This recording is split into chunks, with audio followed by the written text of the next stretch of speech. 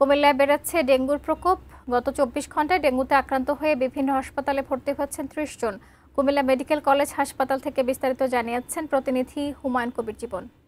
গত ২৪ ঘন্টায় কুমিল্লায় ডেঙ্গু জ্বরে আক্রান্ত হয়ে বিভিন্ন হাসপাতালে প্রায় ৩০ জনের মতন ভর্তি হয়েছেন এবং আমি এই মুহূর্তে আছি কুমিল্লা মেডিকেল কলেজ হাসপাতালে। এখানে এসে যেটি জেনেছি যে ডাক্তারদের সাথে কথা বলে এখানে ৫ থেকে ৬ জন ডেঙ্গু জ্বরে আক্রান্ত হয়ে ভর্তি হয়েছেন এবং অনেকে সুস্থ হয়ে বাড়ি ফিরে গেছেন। আমি যদি এক কথাই বলি যে কুমিল্লা জেলায় কিন্তু আসলে আগের তুলনায় কিন্তু ডেঙ্গু সংক্রমণের সংখ্যা কিন্তু হঠাৎ করে বাড়তে শুরু করেছে, যার ফলে কিন্তু যারা সাধারণ মানুষ রয়েছেন এবং যারা রোগী রয়েছেন তাদের ভিতরে কিন্তু আসলে আতঙ্ক ছড়িয়ে পড়েছে বলে আমরা জানতে পেরেছি। কুমিল্লা মহানগরী সিটি কর্পোরেশনের এলাকায় বিভিন্ন জায়গায় কিন্তু মশার ওষুধ না দেওয়ার ফলে কিন্তু ডেঙ্গু মশার কিন্তু সংখ্যা কিন্তু বেড়ে গেছে, যার ফলে মানুষ আক্রান্ত হচ্ছেন। এবং একটি বিষয় বলতে চাচ্ছি, যেটি হলো যে দাউদকান্দি উপজেলায় কিন্তু প্রশাসন হটস্পট হিসেবে কিন্তু ঘোষণা করেছিলেন। সেখানে কিন্তু গত ২৪ ঘন্টায় ১১ জন ডেঙ্গু রোগী ভর্তি হয়েছেন বলে আমরা জানতে পেরেছি। তো সব কিছু মিলিয়ে যদি বলি যে আসলে আগের তুলনায় ডেঙ্গু জ্বরের সংখ্যা কিন্তু বেড়েছে এবং বিভিন্ন বাসা বাড়িতে কিন্তু